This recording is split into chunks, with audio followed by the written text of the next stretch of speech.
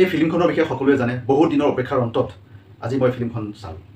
ফিল্মখন চাই সঁচাই বহুতেই ভাল লাগিছে মোৰ। এই ফিল্মখন বনোৱাৰ ক্ষেত্ৰত, মেকিং কৰাৰ ক্ষেত্ৰত তেওঁ কোনো ধৰণৰ কুটি ৰখা নাই। ভাইমন্দাৰ নাম সকলোৱে জানে। আমাৰ মুনিন বৰুৱা ছাৰৰ জীৱনীৰ আধাৰত এই ফিল্মখন বনোৱা হৈছে। তেওঁ জীৱিত কালত কিমান কেইজন মানুহ, মানে সাংস্কৃতিক লাইনত কিমান কেইজন মানুহ লগ পাইছিলে, মোৰ এবাউট 200 পিপল তেওঁ লগ পাইছিলে। চিনেমাত বন্দী কৰিছে, আৰু চিনেমাত বন্দী কৰি ৰখাটো অসম্ভৱ কাম। আৰু তেওঁলোকৰ কাৰণে কষ্টিউম ডিজাইনিং, মেকআপ, সেই সময়ৰ যান বাহন, সেই সময়ৰ পৰিৱেশ, সেই সময়ৰ ঘড়ীয়ে হওক বা ড্ৰেছ হওক, আৰু সেই সময়ৰ ঘৰ, মানে প্ৰতিটো চিন নিখুঁতভাৱে কৰিছে। আৰু তেওঁ চিনেমাটোগ্ৰাফী এটা ষ্টাইলটো ইমান ধুনীয়া লাগিছে মোৰ। বহুত টাইট ক্ল'জ, মিড আৰু ৱাইড এংগলত ক'ত ব্যৱহাৰ কৰিব লাগে, ইমান ধুনীয়া স্ক্ৰিপ্ট ৱাইজ বা কাম কৰিছে। ভাল লাগিছে। প্ৰতিটো চিন আপুনি চালে গম পাব, এক চিটুৱেশ্যন ক্ৰিয়েট কৰাত বহুত সহজ হৈ গৈছে।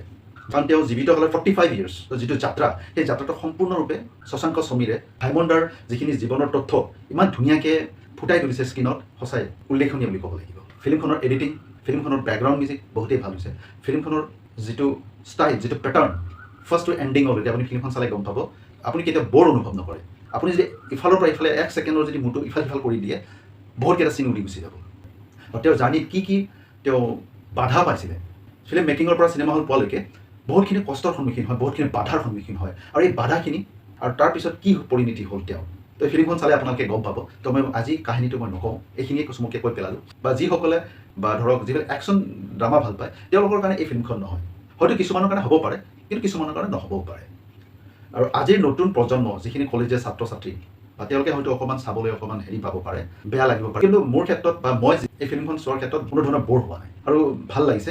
কিয়নো আৰু কিছুমান চিনতো এনেকুৱা লাগিছে মই যথেষ্ট সংখ্যক মই আৱেগিক হৈ গৈছিলোঁ মই ফিল্মখন চাই। কমেডি চিনো আছিলে ফিল্মখনত, আৰু কমেডি চিনখিনি সঁচাই বহুত ধুনীয়া লাগিছে। এই ভাইমন্দাৰ ফিল্মখনত ভাইমন্দাই কেনেকৈ বিজু ফুকন, আমাৰ প্ৰাঞ্জল শইকীয়া, যতীন বৰা, তাৰপিছত জুবিন গাৰ্গ, ৰবি শৰ্মাক কেনেকৈ উপস্থাপন কৰাইছিল, বা কেনেকৈ তেওঁলোকক লৈ আহিলে এই ফিল্ম জগতলৈ, এই আটাইখিনি কাহিনী আপোনালোকে এই ফিল্মখনত দেখা পাব।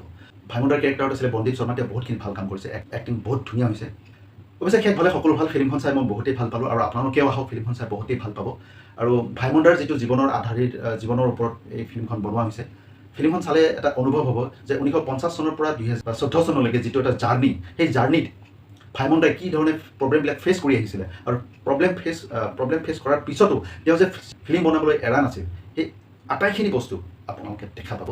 সঁচাকৈ শশাংক সমীৰে ভাল এটা পদক্ষেপ লৈছে। এতিয়ালৈকে বহুত নামী দামী আমাৰ অসমীয়া ফিল্ম জগততে আছে, তেওঁলোকে সাহস কৰা নাছিলে। মই তেওঁলোকৰ নাম নকওঁ, কিন্তু শশাংক সমীৰক মই চেলুট দিব লাগিব, ধন্যবাদ দিব লাগিব। কিয়নো ইমান এটা সাহসী পদক্ষেপ লৈছে তেওঁ।